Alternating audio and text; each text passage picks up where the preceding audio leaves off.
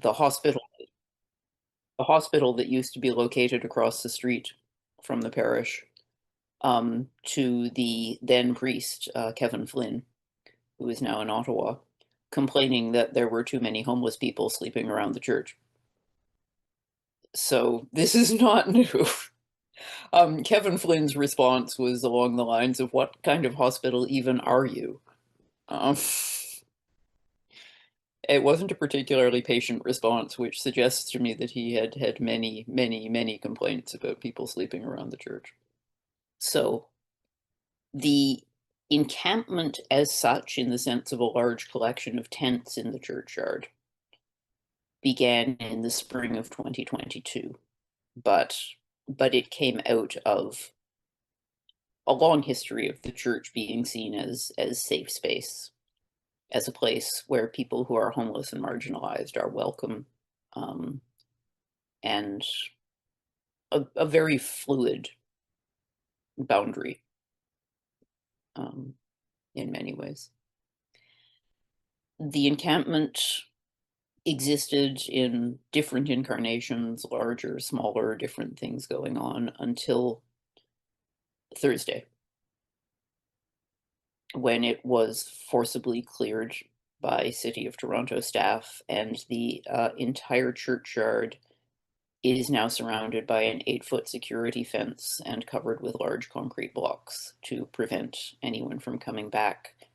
And we have hired security stationed in a car across the street, so that if anyone attempts to be in the churchyard in any way, security can step in. The day before that happened, I won the City of Toronto Book Award for my book about the encampment, so it's been a crazy week. So this is not a well-prepared workshop. Um, I'm going to be winging it even more than usual. I mean, my style is always kind of winging it, but usually I have at least some rough notes. Um, but what I want to talk about, I think, is the fundamental understanding of liberation theology. The preferential option for the poor is not just about, we need to be nice to the poor, and it's not just about God likes poor people. It's about, we only understand our own faith, our own theology, through our experiences of poverty, of our own poverty, of our relationships with the people who are marginalized by power, who are abused by power. And our theology must flow out of and be informed by that experience in a deep way. The very starting point is on Tuesday of this insane week, I spoke to a bunch of very young evangelical theology students, and one of them was like really concerned that I wasn't going into the encampment to try to win souls to Jesus, and I wasn't handing out Bibles and trying to convince people to get baptized, and that was his model. That was how he understands things to work. And I was trying to find a language to speak in that he might understand. And I said that I don't need to bring Jesus to the encampment. Jesus is already there. I need to go to the encampment to find him there and serve him there. That's what I'm there to do. But there's a couple of theological concepts that I think have been illuminated for me by my experience finding Jesus and serving Jesus in the encampment that I thought I could talk about. One of them, I think our reflection on it might start with the first chapter of John, that magnificent first chapter of John's Gospel, and the line where traditionally you genuflect is, the word became flesh and dwelt among us, is the common English translation. The Greek is actually much more close to the Word became flesh and pitched a tent among us. It has the quality of dwelling, but it also has that quality of exile and displacement, the children of Israel in the wilderness, the tent as the habitation which is utterly real, but also temporary, the tent which housed the ark during the wilderness wandering. And there's so much emphasis in our scriptures on displacement and exile and wandering as where God is. That it's, as well as the preferential option for the poor, we have a kind of preferential option for displacement. We have a kind of preferential option for exile. That's a fundamental movement in our faith, and it echoes through scripture in all kinds of places. The tent, the wandering, the exile, these are symbols that come up over and over again. The Hebrew scriptures are in many ways an account of successive waves of displacement and exile. We come out of a people whose fundamental experience was of being uprooted and displaced and exiled and taken into captivity over and over and over and over.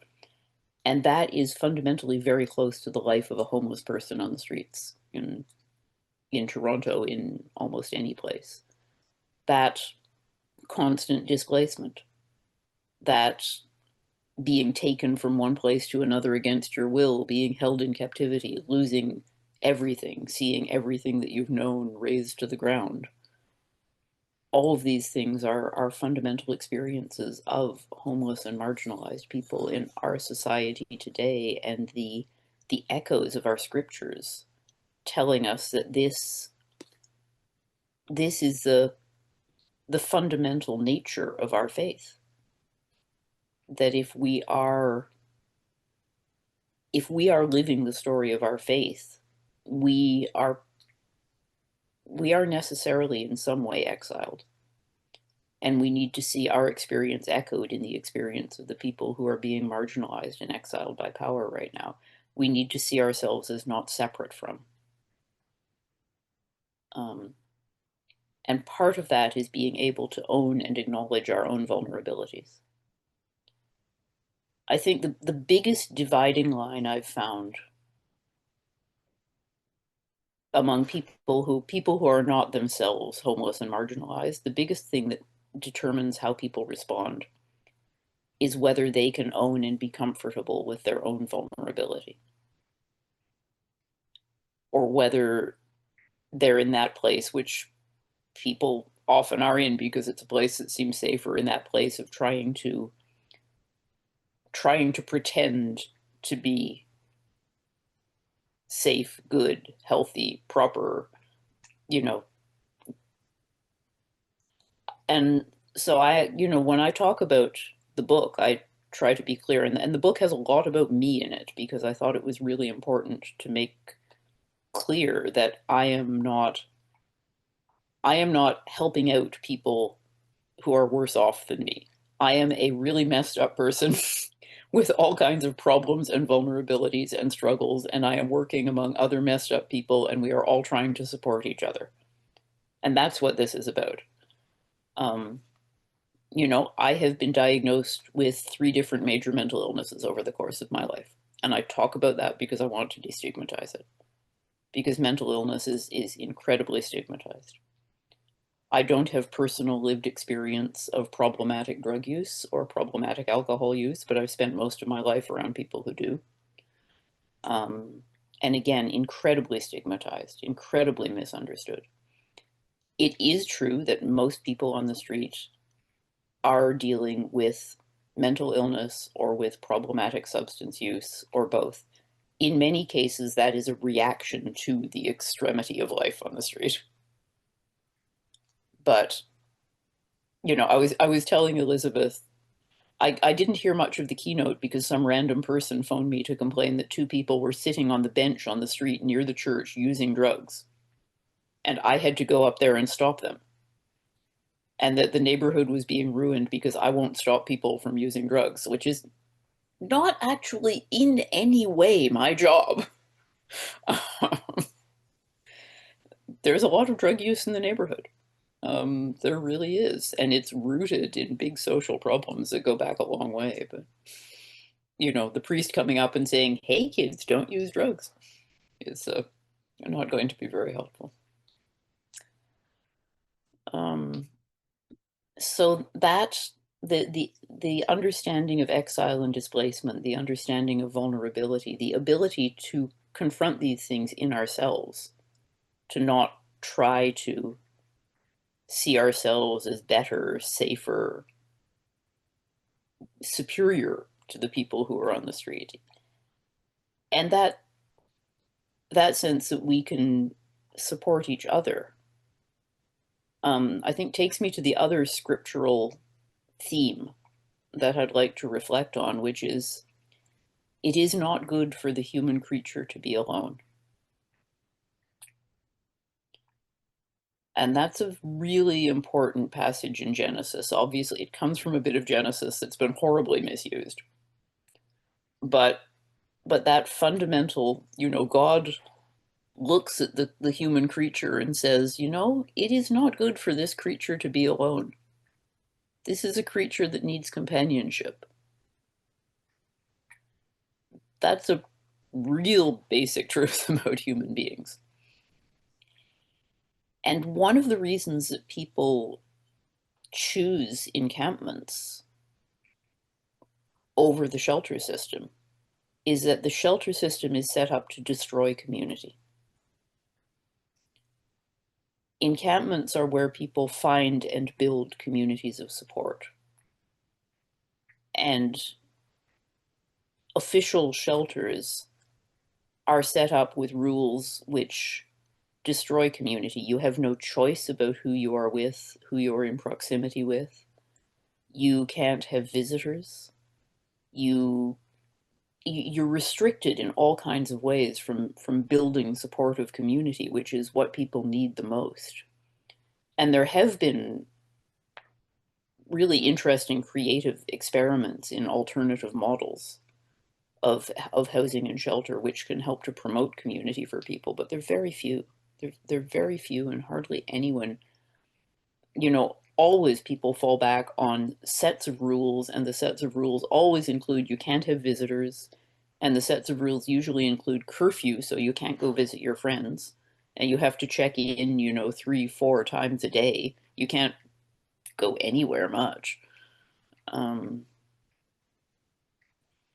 The understanding that people need community seems to be so massively lacking in any official responses to homelessness, which is one reason that they fail, and that they do not support people's mental health or their growth towards healing, because they're not allowed to be with each other. And that is one reason people have been choosing encampments, and the city's response of evicting people, knowing there's not even space in the shelters for many people, but trying to atomize it. So it's like one tent here, one tent here, one tent here. I mean, it's easier to chase people around and confiscate their tents that way, but it's devastating for people's mental health. And you need to understand the kind of supportive community people find in encampments. You need to be able to be part of community yourself. You need to be able to deal with people who are marginalized, who are abused, who are stigmatized, who are struggling, as a community of solidarity. That was a phrase that Andrea Budgie and I came up with when I started at St. Stephen's to express what we saw there and wanted to help foster and further create there, a community of solidarity. A place where we're not the nice church people helping the poor, but we are people in relationship with other people. And I have gained so much from the people in the encampment and my relationships with them. They have given me so much. They have supported me through very difficult times in my life. They are my friends. And a big part of the grief around the eviction of the encampment it's not just that vulnerable people are being scattered and dispersed and abused, although that's a big part of it. It's also that I don't know where my friends are. My friends have been scattered around the city, and I'm trying to find them, and I don't know where they all are. And the church is really lonely now. I can't just walk out my door and chat with Pirate and chat with Jeff and hang out with people. I've just got these concrete blocks to hang out with. And a lot of my staff and volunteers who have really, really developed relationships with people, to have that ripped away is also a personal loss for us. So that's a part of the grief that we're dealing with right now with the eviction. Because it isn't good for the human creature to be alone.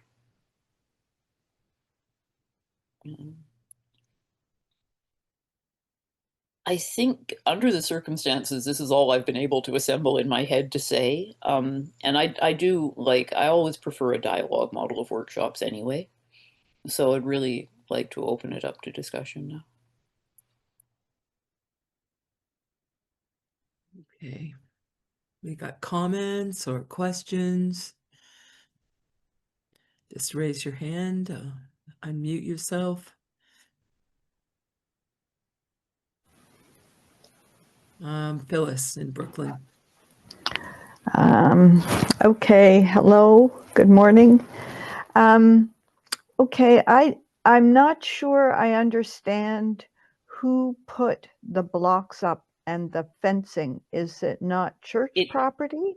It is not church property.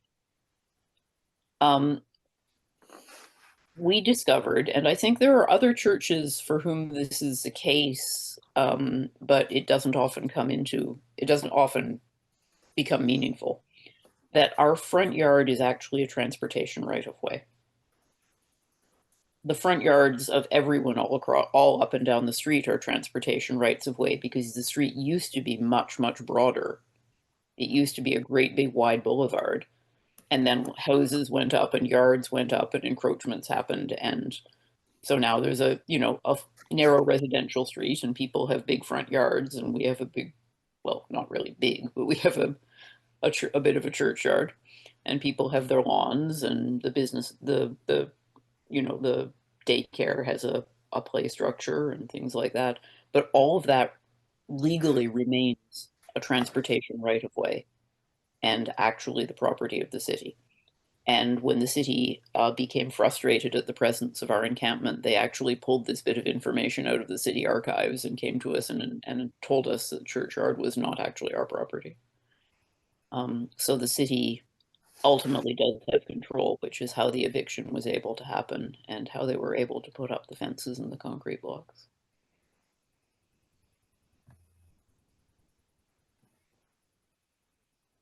And Catherine?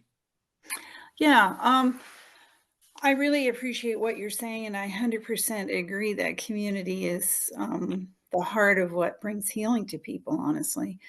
My struggle is we've been heavily involved in stewardship in the Toronto ravines, sort of restoring ecological restoration of the ravines. And one of the parks where we work, encampment has appeared, and there's 4 tents now sitting in an environmentally sensitive area that the city has not even given us permission to work in. I'm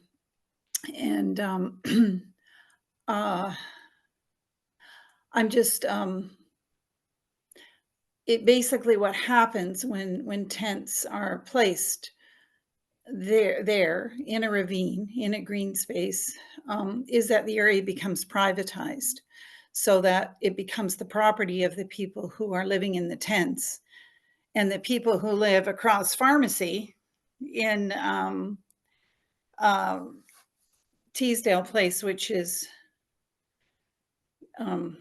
quite a few high-rises with mostly new Canadians living, and this is their green space, this is their backyard. They're all in apartments, so the park is really they're the only green space they have to bring their children. So when the area becomes privatized, then part of that park is not then available to all those new Canadian families who would be using it. So to me, it's very complex. I love camping myself, and I would love for those people to be able to camp, but it just seems like I have to stop you. It is not like camping. It is not like camping. Okay, this is complex. There are competing interests around land. It is problematic. None of us own this land. And yeah, there are complexities around competing interests in many areas. Not in the churchyard, which is one of the things I was trying to push with the city. The churchyard is not an area where there are competing interests. We're the only people who ever used it. The community never used it. We are like the exemplar of where an encampment should have been allowed to stay, because there was no competing interest. But I you know, in parks, there are competing interests. In ravines or ecological considerations. But it does seem like the people whose needs and considerations are least considered are the people who are trying to survive in tents, which is not like camping. Trying to live in a tent as your life is not like camping. They are trying to survive. They are trying to live, and it's a really hard way to live. I think we are in a time where social structures are very actively setting people against each other. These competing interests are not an accident. People are put in competition with each other because nobody is being given the resources they need to survive decently. So it's not the fault of anyone involved in this. Everybody is being screwed over by the system. If we're going to be able to develop any solutions to that, it will involve finding ways that the people with the different competing interests can talk to each other.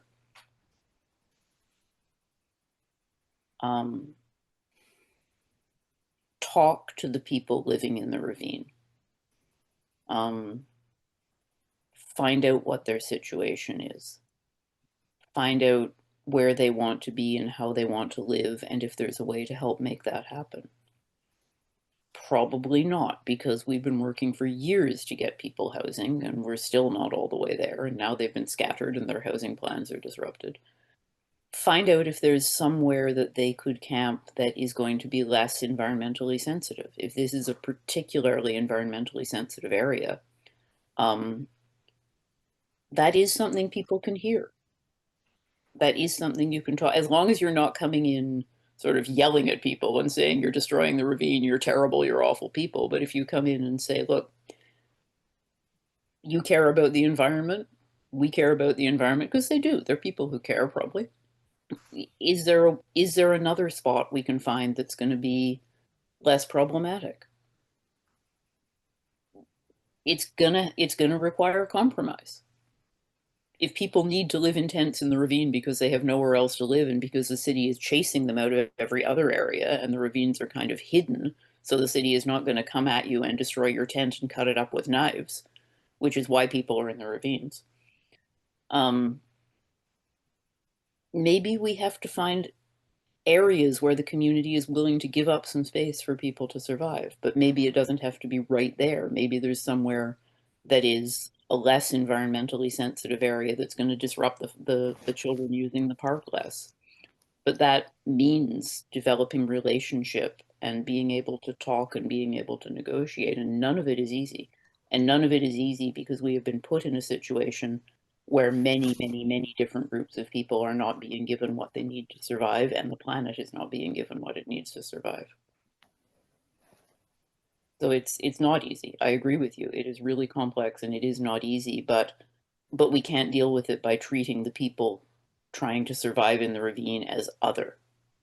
We can only maybe come to some solutions by trying to treat them as part of us. Does that make any sense? Yeah, no, and I respect that. And I think it's interesting about the fact that the shelter system is not set up to foster community. I think that, that should be possible to fix that somehow. But You'd think. I think, I've been hammering on it. Yeah. One thing I'd like to just say, having worked in the area of environmental stewardship for many years now, is that biodiversity is also low man on the totem pole as far as being given consideration. Almost everything else comes first with city budgets and everything. So the poor living in tents and biodiversity are both competing, probably like for I getting said, least amount of intention. Like even in city policy, we have a lot of policies, so ravine strategy, biodiversity policy, all this stuff. But the thing that really rules the roost as far as anything in that direction at all is climate change. So climate change and biodiversity are two different considerations, and we find we're always up against the fact that biodiversity just, it's, for example, the recent tree removal bylaw that the city is hoping to pass will give equal protection to non-native invasive trees as it will to our native trees. And that might be hard for some people to understand, but the city is devoted to the canopy and not devoted to supporting biodiversity. So biodiversity and homelessness are two very, neglected areas. They both don't get attention. They both don't get funding. They both, and new Canadians with young children also don't get attention and funding. As I say, the system is operating to deprive almost everyone and the planet of what they need to survive. And that is causing competing interests. And unfortunately, that drives people into conflict. And the system is kind of relying on that, on driving people into conflict. So people walk by the encampment and yell, go back to your own countries, you're taking jobs from Canadians, which makes zero sense whatsoever. But everybody's being set against each other, and we have to find ways to get past that and get the vulnerable constituencies be able to work with each other somehow. Yeah, well, I just, as a point, a small point, I haven't found the new Canadians living at Teasdale Place to be the slightest bit aggressive towards the people in the tents. I think they I'm not they're extremely intimidated and frightened, and they're more likely to not use the park, right? I did not say that they were being aggressive. I do think sometimes people are aggressive supposedly on their behalf. Yeah. But the people who hate immigrants are much more aggressive. Absolutely. We do have two more hands up, so I think we need to move on. Thank you. Karen's next, and then Phillips. Thanks so much, Catherine. Karen, unmute. Yeah, this is a really interesting conversation. And there's so much that I would want to ask, but I'll stick to one thing. Maggie, in your book, and by the way, if people have not read Maggie's book, please do. It's magnificent. But you show a surprising amount of compassion for some city staff, police people who somehow you had a sense got it a little more than the others. And I'd just like to hear more about that, because it must be, well, I mean, I used to work in the Ministry of Health, so I mean, I get it, that it's very hard if you've got any sense of justice and decency to work inside the system, as you say. But can you say more about that, the cost of that for people, that you observe that they get it, they care, but they have to do their job?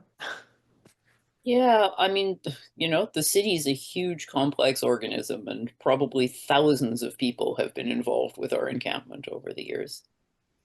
Um, and there's such a huge range. I do think most people are in doing the work they're doing because they want to do good. There's a few people who I think they're just there because it's a good, safe career and they're well paid, and there are a few people who seem to approach the encampment with genuine glee in hurting vulnerable people. There are also a lot of people who are deeply burnt out.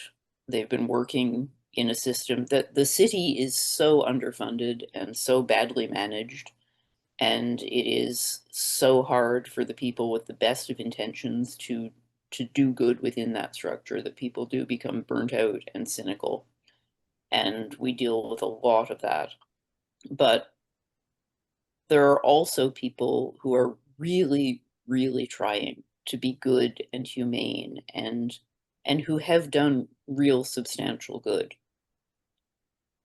There's one man who he worked in Streets to Homes initially and has moved to the encampment office.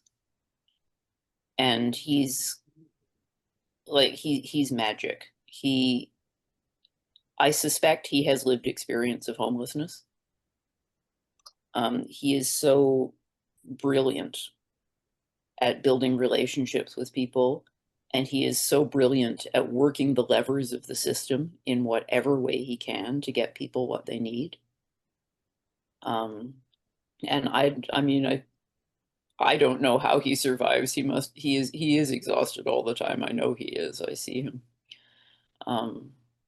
But he's still there. He was there on the day of the eviction, and he spent the whole day there, and he doesn't want to be there when the city is using force. He usually just goes away at that point because he doesn't want anyone associating him with that. But he stayed the whole day. He just kind of sat at the edge of the property, and as people were being pushed off, they would come to him and he would talk to them. And he does so much good. And the fire captain in charge of encampments has been extraordinary. I mean, he has been trying to protect us against what happened. He has been trying for years to protect us from his superiors. And he's a deeply compassionate man, a devout Roman Catholic, a good man. And it's such a struggle for him sometimes trying to work within the system. There are really, really good people that we have dealt with, and there are people who are trying to do good. You don't have to be extraordinary. You don't have to be a Russell or a Roman. There are still people who are trying to do their job and do well, and then there are a lot of other people who just ultimately identify themselves with the bureaucracy because that's easier, and just default to the rules and the boxes. But there are only one or two people that I think out of the city staff who came in with a kind of malign intent. Everyone else is trying. They just have different capacities and different visions of what that trying means. Thank you, Maggie. Phyllis, what's your question? You can unmute. Not so much a question, maybe a couple of comments. So I'm studying Indigenous studies at Athabasca University, and this is sounding very similar to European settlers coming in and sort of pushing out Indigenous people. Now, I understand there are some people that would prefer to be in some type of permanent housing. But I think the point that Maggie, you made about maybe there's some city property or church properties that could be sort of made into reserves where people who feel comfortable living rough could continue to live rough. But the other part is, I live in Whitby, Oshawa area, And there are houses that are they're generally in not very expensive, I think places are being gentrified. So the people are being evicted. Where do they go? So you either build some type of housing where they can live in a community, or you allow people to go to a certain spot and live rough. And to me, churches are sort of the place, yeah, where, preferential treatment for the poor. And the city, I'm sure, has property, or Crown Government of Ontario, federal government must have property where places can be set up with sanitary facilities. That's all, that's comments. Yeah, I mean, that's an idea that has definitely been raised. I guess it's not entirely a bad idea. My concern is that the implementation of it could become very bad. Reserves didn't work out well for Indigenous people. And my fear is that, if the city set up a kind of, this is the official city encampment site, that it would come with all the city rules and all the city restrictions and all the stereotyping that officialdom brings to, these are people who are bad and have to be controlled, which is the overriding attitude of the shelter system, that attitude would just be brought to something which happens to be outdoors rather than indoors. It wouldn't have to be that way. An outdoor space or a tiny homes community or a big converted warehouse, any of those could be run in a way which respects people's dignity and autonomy and allows them to build their own community and have a voice in their own lives. And big converted warehouses actually at some points were made into shelters which operated on that basis and worked very well. I mean, the one that I know of in Toronto, the land was sold to a developer and everyone had to leave. It was a really great experiment while it lasted. So it's in a way, it's not a question of built form. It's not a question of, is it an open area with tents? Is it tiny homes? Is it a big warehouse? Is it whatever? It's, are we building spaces where people's autonomy and dignity is being respected? And that's what we're largely failing to do. And I think the church could potentially have a role in that. But the church has a so-so history as a provider of housing too.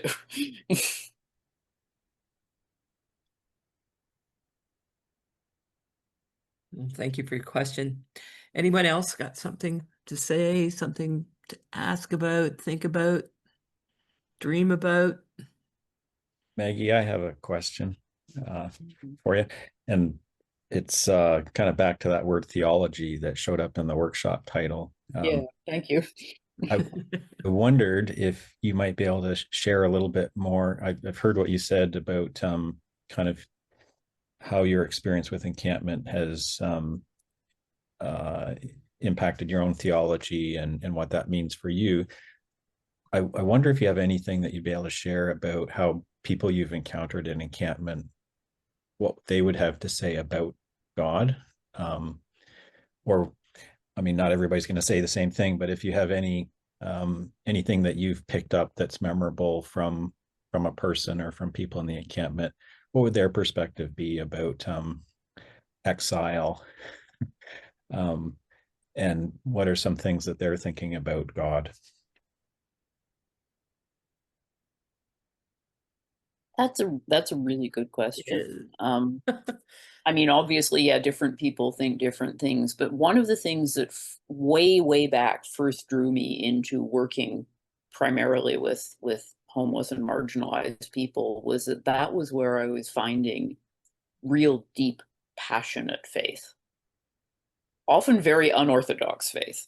I think people have extremely disorganized theologies, which they have pieced together from here and there and everywhere, but their faith is very, very often deep and passionate. I would say the majority of people that I deal with do identify strongly with one of the three Abrahamic faiths, or in some cases, two or possibly all three. Occasionally people from other faith groups, but most people, there's a lot of people who identify as Christian or Jewish or Muslim. And I think most of them would say that God is the only thing that's getting them through. You know, they've lost everything else. Everything else has been stripped from them. The only thing they've got left is God.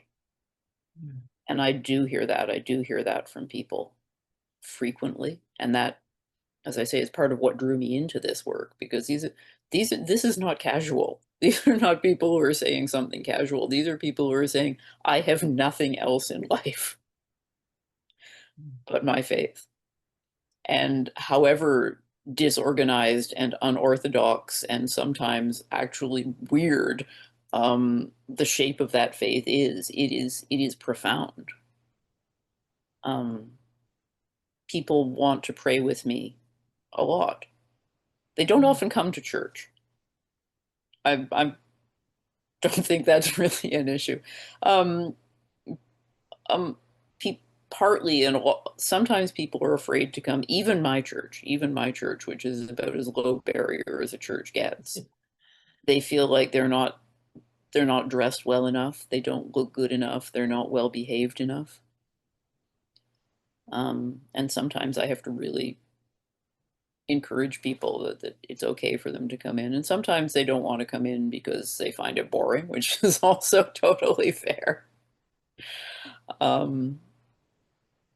We do also get people who come and participate in services, sometimes in very creative and unorthodox ways.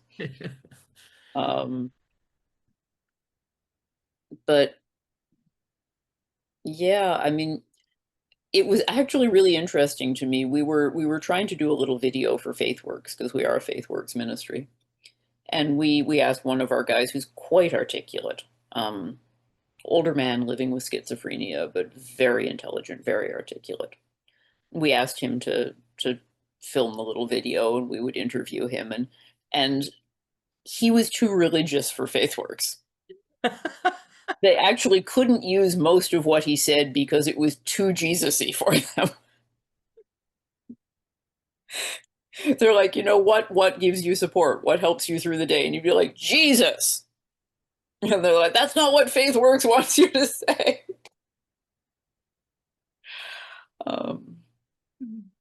So yeah, it is a location of deep, if disorganized, faith. And that's something I find very real and appealing. That's lovely, Maggie. Thank you for that. Karen. Well, since I've already asked a question, if somebody else has a question that they want to ask first, please go ahead. I think you're up, Karen. We've got time. Okay, then I'll get on I'll keep it brief, my rant about the theology of, following up on the theology question, the theology of the colonial church, which we have all grown up with and probably still live in. And at St. Stephen's in the Fields, Maggie's parish, the panhandler Jesus sits on the street, on the sidewalk, in front of the church, not that far from where the encampment is. Mm-hmm. And but there's such a resistance to me in the traditional church, and I'm not talking just Anglican, but that's the one we're in.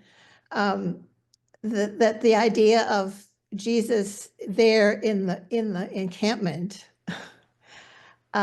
is so foreign to what we have all been raised to think, and this really this preoccupies me these days. So I don't really have a question. I'd just like to hear Maggie talk about it more. Thank you, Karen. Yeah, no, I've been very lucky in finding myself this strange little parish on the edge of the church, where I can kind of do whatever I want. You pursued that. You wanted Well, it. yeah, but I you know, I was lucky. remember. I'm glad it worked out. I was very lucky that it worked out.